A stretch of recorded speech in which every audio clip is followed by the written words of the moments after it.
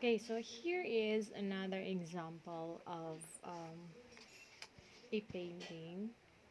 So, remember that what I said before, no, nga, representational art does not need to be completely realistic in its depiction of the subject. Now, this is an example of an art form wherein there are um, alterations made by the artists. But in totality, no, if you are going to look at the painting, you can still recognize the object of the art is still recognizable, fairly recognizable. So we cannot assume it to be non-representational because the subject is there, the subject is evident, although there are a little bit of alteration, no? So this is from Monet, no? Kanang, ano siya, painter, sikat na classical painter. So it's you can still see the sunlight effects on the Waterloo Bridge. Although this is a kanang realistic representation of the subject kayo di ganing kakaklaro asa ang bridge, no? Kakaklaro sa but you can figure out it doesn't need too much or deep analysis for you to find out or for you to identify that it is a sunlight effect on a Waterloo bridge. So manabot pasabot sa uh, statement nga ang representational art does not need to be complete realistic depiction of the subject. So you can alter a little bit. For example, if you're going to draw John Lloyd Cruz Montalban, no? So if you're going to draw him, but in your painting, you turn his skin to be dark, no? Itom siya. So that would it become a non-representational? Now, of course, it won't. Nga naman, you still have a subject, which is a person nga si John Lloyd Cruz Montalban. But you alter the characteristics of that particular person by turning his skin into dark instead nga in reality Montalban is light-skinned man. So mo na siya pwede na siya makategorize gihapon si siya nga artwork as representational. Okay? Nasabtan? I hope so. Okay, so we are done with representational. I hope you have now a clear idea what representational art forms are. And then we will go to non-representational. Wait, sa kabasa na po ni na record. Record di ay. Okay, so non-representational, let's say, is the exact opposite. So if the representational art is a picture of something, for instance, like human being, landscape, or whatever it is. Now, non-representational art is the complete opposite. So rather than directly portraying something recognizable, the artist will use form, shape, color, or even line. Now we call this essential elements of in visual arts. Now we will discuss that. We will discuss that in our further modules. No, so he would use other no, elements instead of using a particular person, an object, or an event, or whatever it is. So, ang siyang gamiton are the basic elements, which comprises the form, shape, color, and the line, in order to express his emotion, his feeling, or some other concept. Now, in contrast, no, to representational, mao pud siya ang kanang sa ato bitang kung communication pa kana bang why claro hindi pa siya sa why claro kana bang have you noticed a friend or a member of your family who cannot directly said what they wanted to say nga kagado o kanang sometimes they would use like kanang mga quotes or even kanang mga story kintahay that they have like found from friends or any other sources na mga hala si kanang nay ingani si kuan lagi di ay mano kay bayot man di ay jud ay to ang siya that was actually his attempt to say that he was gay, no? So mo na but pa sa butot og non-representational murag mugami sa mayon dyan kanang maganahan siya ko og rainbow ganahan siya ko og kuan so murag instead of saying nga okay mom I'm gay, so there are people, no, there are people who do not use direct object that represents their feelings and emotions. Para gud pud na sa gusto ka og bagong cellphone and then you cannot tell your parents directly. So, daghan kang pasumangil, daghan kang paliko-liko, manambot, paibot, indirect way of expressing your emotion, your thoughts, your feelings, mo na ang non-representational. Instead of using kag I am happy. So mag-drawing kag nagngisi diha, ikaw nga nagngisi. So mangita si sa og laing elements in visual art that would represent a happy feeling. So mo na say non-representational arts, no? Sabi nang sa ako.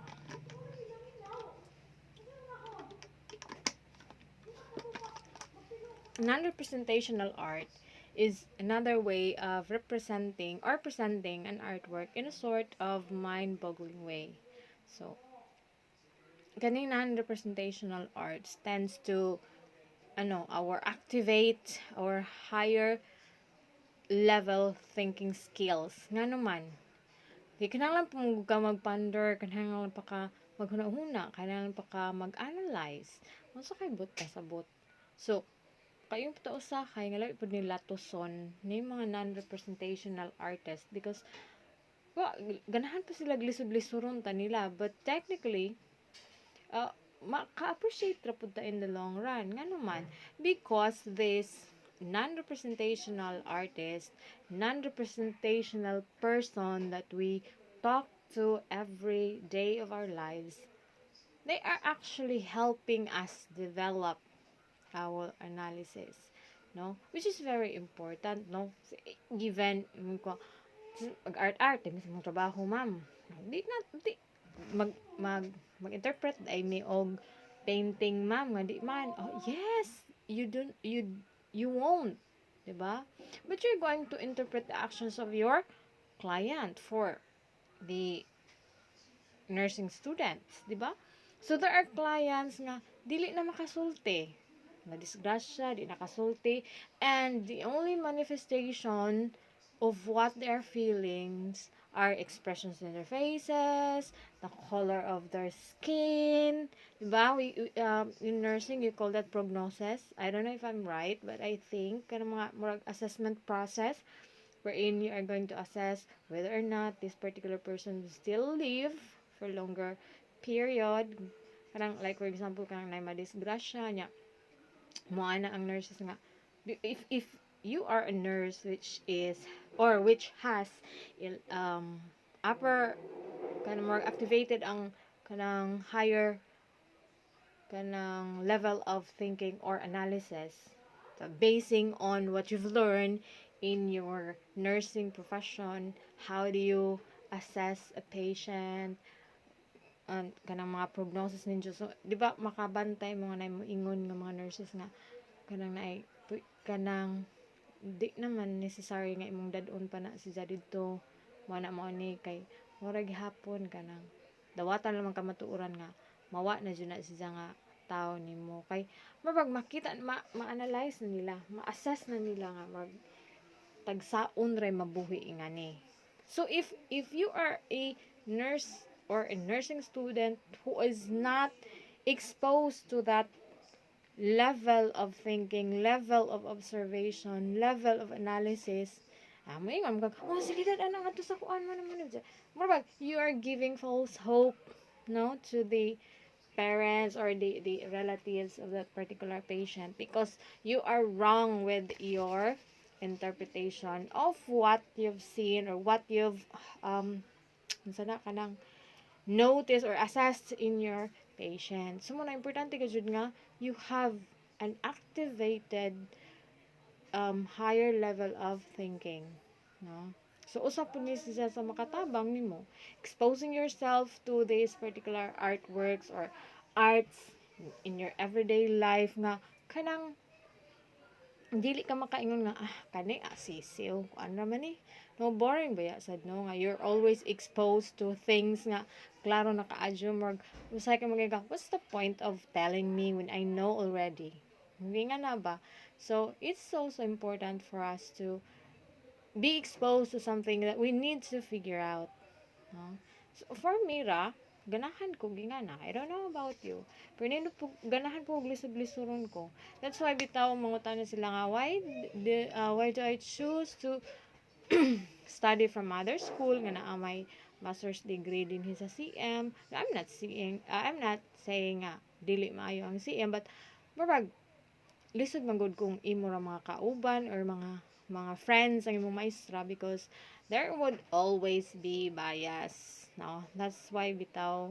a teacher and a student should never be that very close. Na adyo na dapat kanang barrier between them. Kaya di na we're just human being. We have this particular emotions. Ma-attach na ta sa estudyante, mabias mo dito na di ka dyan kumutoy nga nang di man I'm always kuan ka na oh my god I've been teaching for quite some times. There are biases. There would always be biases. That's why, as much as possible, we try to stay away from those we call friendship. We could have a relationship, no, student-teacher relationship, but never a very close friendship because it would tend to kanang tint your decision making. So, mo na, no? So, non-representational artists would, instead of using an object, no, in order to represent their emotions or feeling, they try to use form, shape, color, and line. So, mo na, lisod-lisoron gayud taan ni mga non-rep artists. Di naman po sila masulti, no, kung silang pasabot. Which is also good, but not at all time po. Kay, wala naman, word yun na rabadaan ni atong mga kautukan. This means that non-representational artworks, no, also express things that are not visible, such as emotions or feelings. Okay? Okay, let's proceed. Here's an example of a non-representational artwork. And let's have its rationalization. Now, this is called, I don't know if you're familiar with Jackson Pollock, no? So, he's been quite famous for his style, no? So, this is done in 1948. It's actually called Lavender Mist, but Jackson Pollock tends to put or di siya ganang gamit og label in his painting, no? Di siya ganang label dye, charot. Instead, he is fond of using numbers to name his painting. Now, I am not actually a huge fan of him, but I really became interested when I read his life story. An art subject has made me do it. No? So, that's why although I'm not an art major or kanang, I don't actually has this mastery jud kaadyo, like it's not actually my field, although I have basic knowledge, fundamental knowledge, which is, of course, would pass up as qualification to teach, kay you only teach the basic or the fundamental kuan kanang concepts baya. So I really like this art because I learn a lot, no, from reading or from exchange of ideas from my students. It's just sad to say that we cannot do it because we're not in face-to-face classes. Have it been a face-to-face one, I'm sure I will learn a lot from you. So, okay, so let's do away with the rationalization with his painting called Number 1A. So, title pala man daano ka makaan anak ko na non-rep na gud na siya. Okay, looking at the painting, where's the number? Where is the letters? All I see are just a mingle of lines and no more both. So non-representation of it. It doesn't represent something, but Pollock is trying to send a message. Okay. Okay, so let's have rationalization on this painting. The first one is it is constant motion, giving the eye no place to rest. Be, tanaw na to. No, diba? Even if this photo is not moving or it's a still kanang painting, you can there is this particular sina kanang projection of motion, di ba? The way the lines are crisscross together. Murag bisag magtan-aw ka bisag wa gud naglihok, pero murag masud there is this inclination that it speaks about motion. Looking at the tangled, no? Tangled lines of paintings. Tawa. Diba, I don't know if you see what I see. Do you hear what I hear? But yeah, I can see the movement, no? So, the constant splatter of paints, which nalukop na jud ang tibok canvas, is giving us an idea of motion. Okay? Second is, everything is in flux and is caught in the act of becoming. Yes, of course. Because the moment we splattered paint, di ba, kay liquid man na siya, so it would melt and then it would go back to being solid. Kay mugahi ba na siya ubalik. So everything was caught in. Mo na siyang pasabot sa everything is in flux and is caught in the acts of becoming. So meaning to say, from melting up to the solidifying na adha, it's there, oh. So mo na. Okay? The third one is splattered paint resembles spermatozoa, which could mean Pollock's problematic potency. Kailaman jud mo spermatozoa, no? No.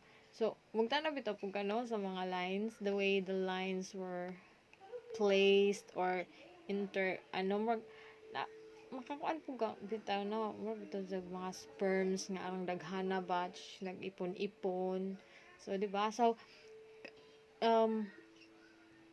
this might be Pollock's expression of his problem in masculine potency. So, he is trying to express. So, if a person has this masculine problem in masculine potency, naaman dyan na. Along with it comes a depression, na masad ka nga mo na ingana. Kaso, I think she's just trying to channel out his problem in masculine potency. Okay, naaman ko din siya problema sa isang masculine potency. Because he's a drunkard and he has this particular association with urination. So, sige na sa kanghi, pataka mo na sa problema dyan sa isang kuan. with his potency, with his ano kanang unsa nang sudlanan og tubig, gallbladder siguro na. I don't know if I'm right. Basta kamo nga na. It's we can associate this painting to be about just an expression of his problems in that aspect, no? Now, Jackson Pollock's life is really interesting. If you have time, you can up, look him up in internet.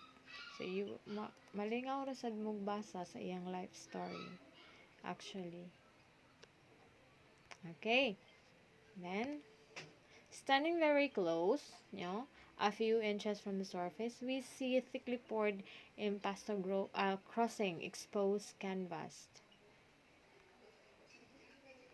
No, looking back, if you're going to zoom in like you're standing, pamunta kita nga ni nga painting in personal because it's not available in the Philippines.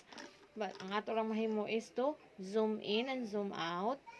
So kung zoom in mo, which comprises to standing just a few inches away from the painting, you can see the thick, you can see the thick combination of paints, the splatters of the paint, obvious kaadto siya. So makita nimo ang the way ang kana diri murag na ning baga siya na ining nipis ra pud siya, kay tungod man na inig kay siyang kanang style is drop ra o kanang itsa sa mga kuan kanang sa brush kabalo murag zingingan na ba ijang si tawag na iwilik ra ni siya mo na ijang sort of kanang method. Okay? But across the room, imo na po siyang on kanang ladyo nga view.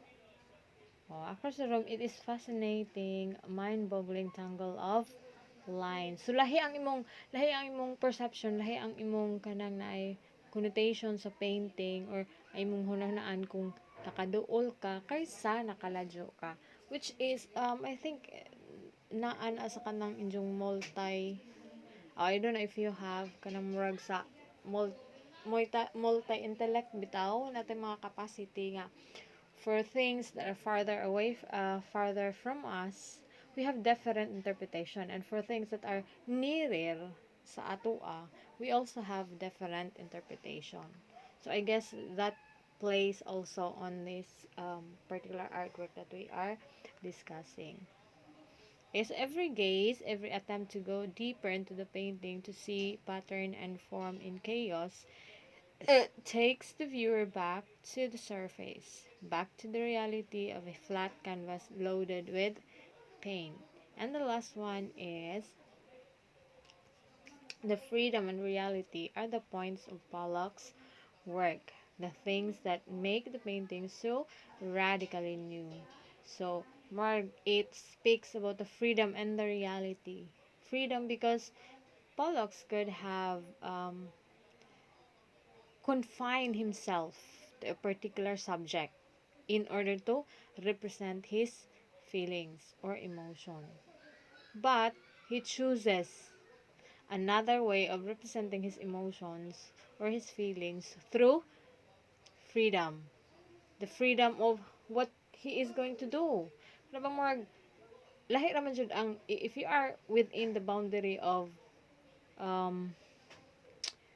projecting or presenting your emotions with a particular object, makonfine man ka within the boundary of making sure that when you draw your subject, you draw it as it is. But if you choose on non-representational, you're free. You're free to work around. You're free. Your only guide is how you feel. So, inig-splash niya sa kanang paint. That time, he was kanang angered. Nga na niya, nakakusog adyo. So, the impact would be different. So, at another time na po nga paglamba ni dyan sa brush ngadto sa canvas, nahinay ra because he is feeling very well or very light or happy. So, brag, kuan ka dyan siya nagtrabaho, brag, that is a different na pod nga kanang effect, di ba? So, you have this freedom, no?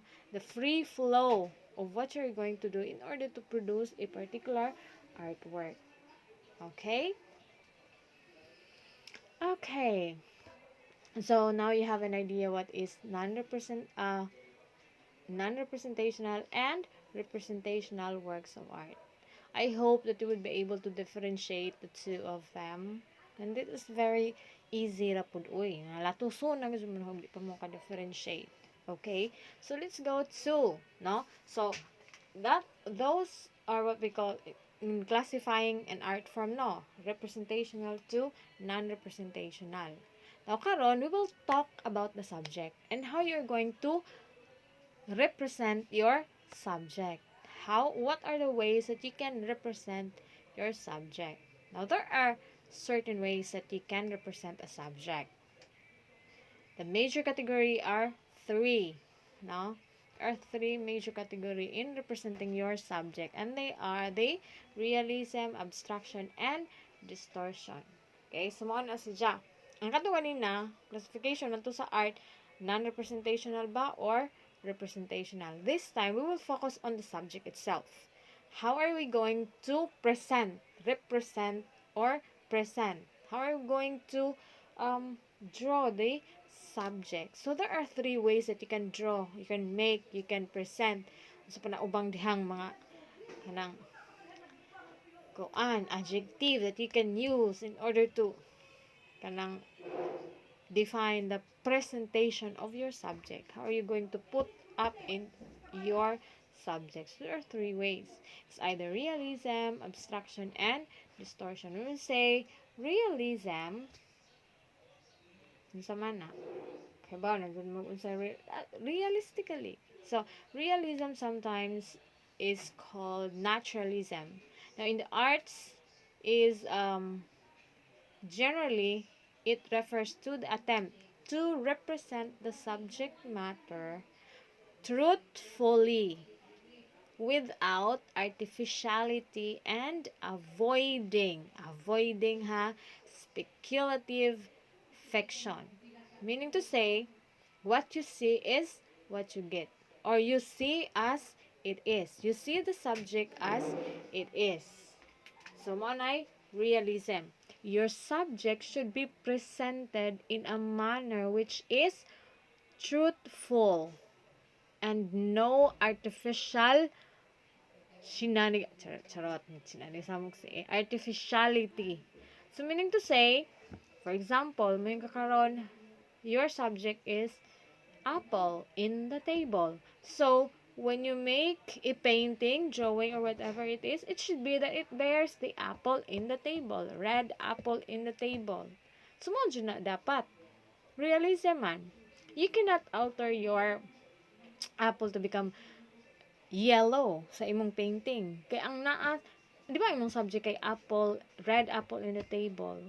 So, when you draw, paint, or whatever it is that you're going to do, make sure that your subject is represented with truthful manner and without artificiality, and it should avoid speculative fiction. So if you're going to draw your subject na red apple in the table into like apple nga green, it's no longer realism. Kaya ano man, ang imong gigamit nga subject is red apple man, not the green apple. Diba? There is no longer a truthful representation of your subject. Kaya ang naadha imong gisundugan og drawing, puwa man, dya imong gidrawing green. So, di na ka truthful sa imong pag-represent sa subject. Naana say artificial changes.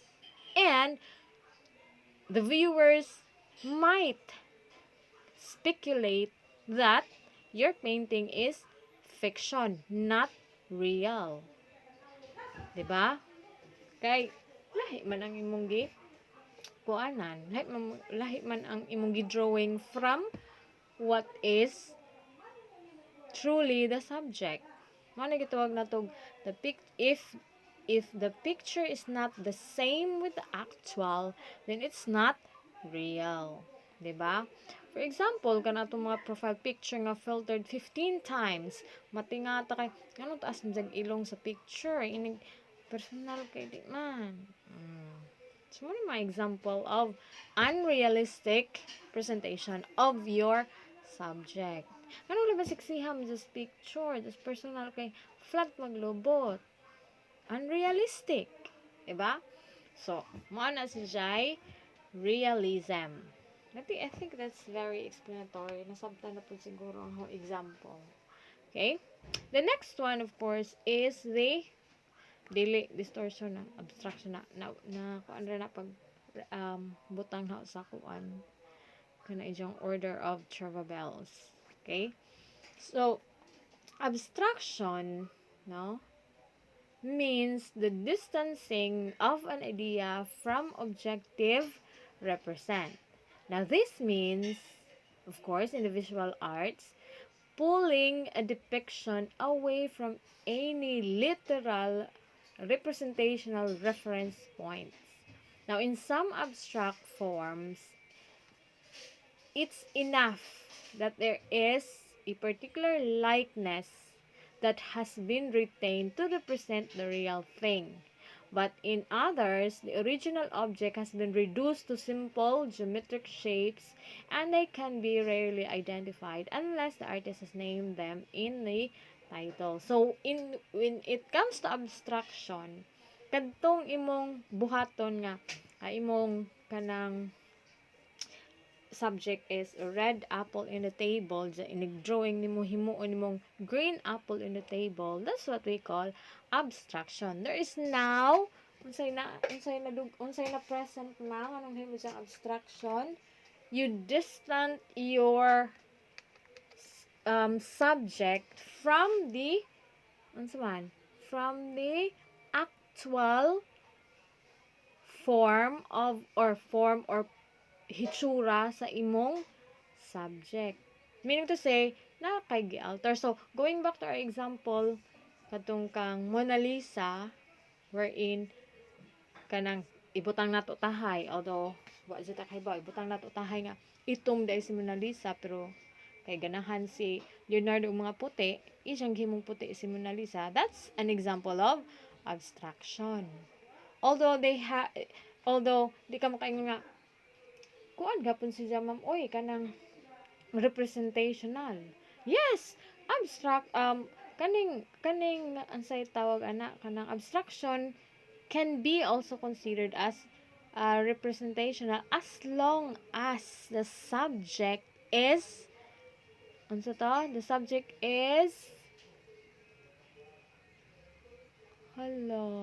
ka ha, identifiable.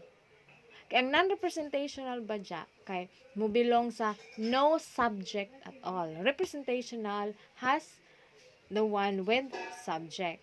So, if your piece of art is abstraction, you have a subject, but you differ it from what is really the hitsura of your subject, that's still representational because you have a subject. Only that you have a little changes applied to it. So, nahimo ni siyang abstraction. Di po siya realism.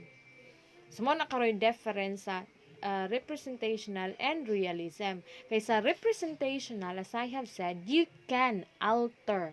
No? You can present your kanang subject with a little bit of alteration. Diba katong ato example kang Monet nga kanang sunlight, effects of sunlight in Waterloo. Di ba di man siya tingog, di man to realistic representation of the bridge and the sunlight, di ba? But it can still be considered as representational. Okay, it bears a subject, pero di laman siya gi-present as it is. Ang realism god, kung ikaw realism ang imong paghimo sa artwork, it should be nga it would bear the subject as it is, truthfully, without artificiality, and it should not endorse or elicit speculative fiction. No, di ka makaspekular nga, di man siguro ni tinuod. Kay makita nimo sa subject, mao man gud po siya as it is in the real life. So mo na difference sa representational and realism. Now, obstruction is similar to representational. Kay pwede man siya, it can, no? It can present the subject with a little bit of alterations, no? Pero pwede po ang abstraction nga mo distance sa gamay, basta na alam man sa gamay, or pwede po siya nga in extreme. Meaning to say, ang pag-distance niya away from the subject to what it really looks like is extreme. To the point nga hapit na po siya ma-distortion. But it should not falls on the distortion. So how can we identify if it is an extreme abstraction? Be, maunang time mga makain ka nga extreme abstraction ni siya. If the original object, no, or the object of the art form had been reduced to simple geometric shapes and they can be rarely identified. Although ma-identify siya, pero kanang you would process a little bit. Dili nang kausang tanaw, kay ba ko apple in the kuana, kanang apple in the table. So, with abstraction, you now employ a little bit of critical analysis. So, mo na abstraction. So, for example, itong red apple in the table. Pwede, og ang inig-drawing na ho, yellow apple in the table. Diba? Abstraction na isa. Kaya in real life, the color apple is red. So, there is now changes that I made or imposed into that particular art. So, di pa kasi ko na buong, may ko, ganahan pa kasi ko ako ni utron. So, I reduce the object into simple geometric shapes. So, instead nga, kanang di ba mag-drawing kag apple, yellow apple naman yung mga kanang, anyway, ma-discuss na nato kanang murag 3D or 2D siya nga kanang murag ano dyan nimo. So if I am going to reduce it into simple geometric shape like circle ra jud pud siya, kanang wa na yung mga fill in, wala mga shadow mayan ba nga inigtan-on nimo super flat nga circle ra siya, kanang naibutang ra murag stem ingon kanang gunitan bitaw sa apple, dahon nga gagmay, nga na tama drawing na ako nga na drawing apple nga lingin ingon dyan ay murag ning tuhoy ingana dyan ay mga duha ka buk dahon. And so pwede nimo i-reduce into simple geometric shapes. Now geometric shapes is very in painting nowadays.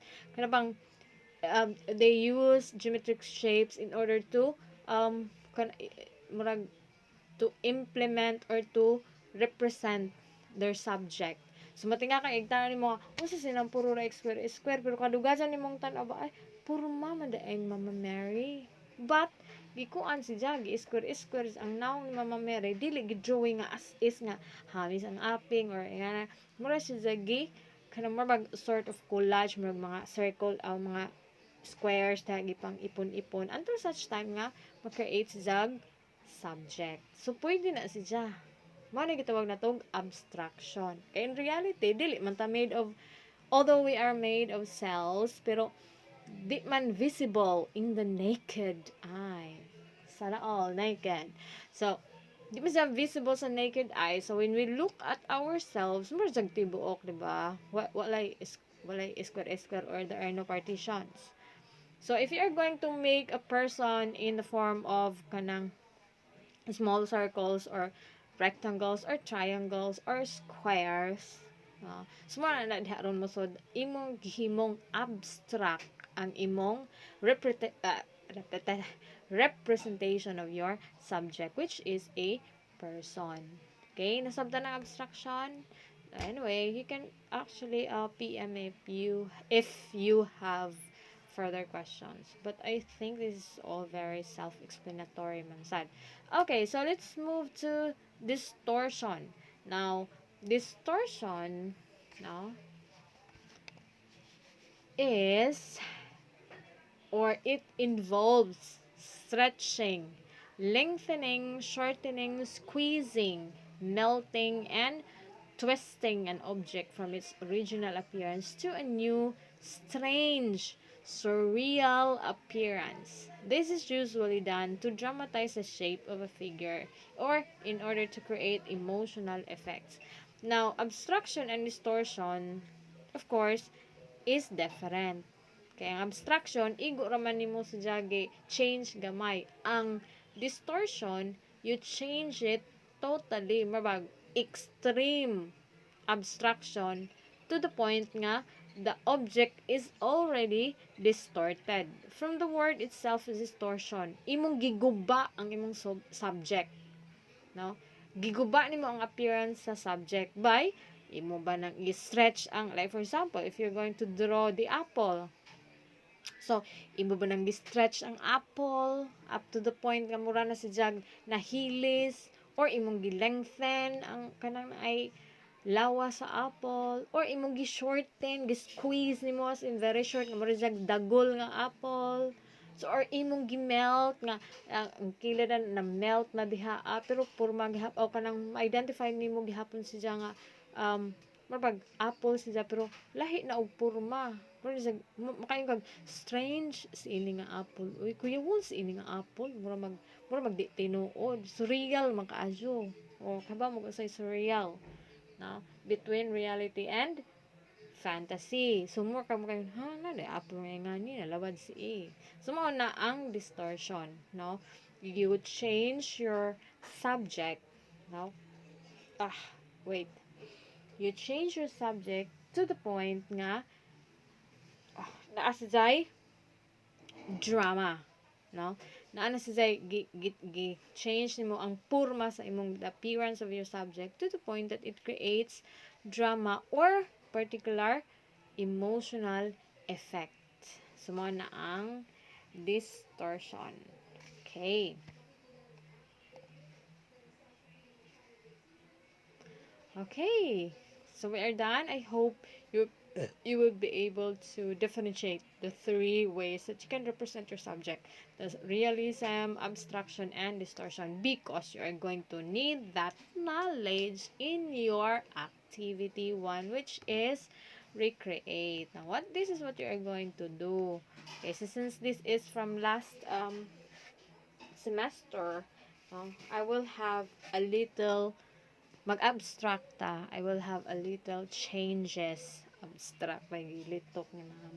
So we'll have a little changes now. Instead of recreating a piece of painting, I want you to select your own subject.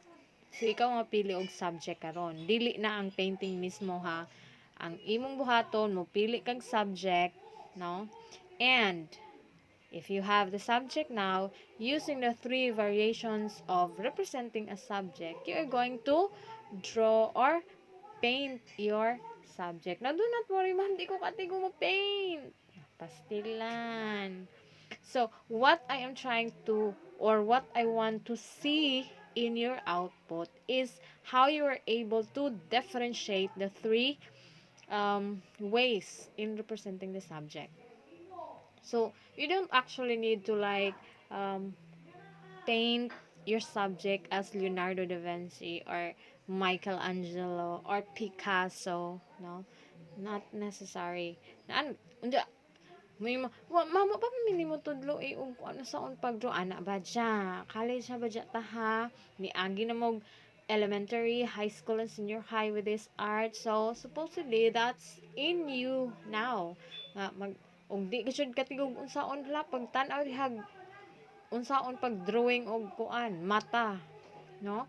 So, in this subject we are more on application na, di kay mapay pag kanang develop sa skills, assuming that you already have the skills from your from your previous knowledge sana kanang accumulation, Ana, mag-uol ka jud kung di pa mo katigo, di ay, pa mo yung mga techniques on how to draw. And then, college naman. Okay? And then, that's the first one, no? You need to select your subject and draw or paint them using the three variation of representing a subject. Second is, of course, you need to explain, no, the reason why you select that particular subject and how does it impact your life. And the third one is you need to compare your three works. So there should be three works in this video, no. More ba nagika-confusan sa ang estudyante before, na-confuse sila, nagto sila usara ka output. Naingon ba ako, using three variations of representing a subject, how come nga usaray drawing, nalabad si, ikapoy gajud ko. So, there should be three drawings in this video. So, you have to show me, this is the kuan, this is the kuan, and this is the kuan.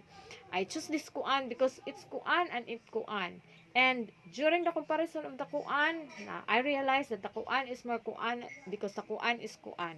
So, muna, dapat tulo ka aspects ang makita na sa inyong video, ha. The painting, it should be you. Ikaw, kasi dapat makakita ko sa video ng ikaw nag-drawing. Bahalag imo na laman ng time-lapse ba na or fast forward, whatever it is nga. Di po kayo maamtan po tag 1 year, no. Ipakita agad sa tanan yun sa nimo pag-drawing. Just use time-lapse or sa panadhan ka na forward nga kani mura nagkingkoy bitaw nga pas-pas, but I should see you in the video making the making the output, not anybody else, not just your hand. How would I know that it's your hand? What ba po kailan ninyo? I haven't seen you in person, so I would not know. So I want to see your face. Mama, wow man kung pakita sa video. Dear, you're actually beautiful in person. Charat. So, ano mauwaw man kag sa video nga. Kabaw mo, kanang video is just a manifestation of your personal kuan. So, kung di man ko guwapa sa video, ma'am. Video naman na. Guwapa man ka sa personal. So, should be proud nga. Guwapa ka. Show your face. Diba? Sagdi naman ko, kung show face sa akong mga lectures kay kuan man lagi mag-record ko kay kana mang naro ko sa bay, and then dugyot gud kog na ako sa bay. I hate kanang putting on something in my face nga kana pong lulami-lami pud tan-aw, no. Okay. Mula ka mo tabok ra batag kasada sa maaantag wakwak ug di ta manghinlo sa tong mga naong ug sa tong mga buhok. So, mag-record ko, naraman lagi ko sa bahay. So, expect mo nga, gimuta pa, nagmismis pa, nagdaway-laway pa. So, ang luura pud no. Ug i-appeal ho pakita na during your lecture. Di na gajud mo mamate. Yung luura sa ignaw ni mo maestra. Uy, so mo na, adyo na lamang ko ninyo i-contest nga. Ikaw lagi, mambe, di makamapakita sa picture. Pastilan. That's for the young people. For the old ones, we don't need to show our face. Kaya na namin sa twilight years. Hapit namin mo Taliban, kalibutan na, charot. Okay? So, muna your video should contain the three aspects. Now, for the time limit, 30 minutes, I guess. Madaram siguro 30 minutes. Abe? 10, 20, sakto lagi. 10 minutes per area. 10 minutes sa kanang create sa video, yan na, di po nang from the start up to the finish, basta kayo makakita alam mo kung kamong naghimo, una, okay na dyan. And then 10 minutes for the explanation, and 10 minutes for the comparison, pero naara na po din siya, mo allocate mo 5 minutes or 2 minutes, kamo na bahala, basta kayo 30 minutes, ano ba? Okay, so mana siya. Okay, and then you're going to upload it in your YouTube, no? So I can see them, and then I can rate them. So for the rubrics of this video, wait sa hasang pa taon ha.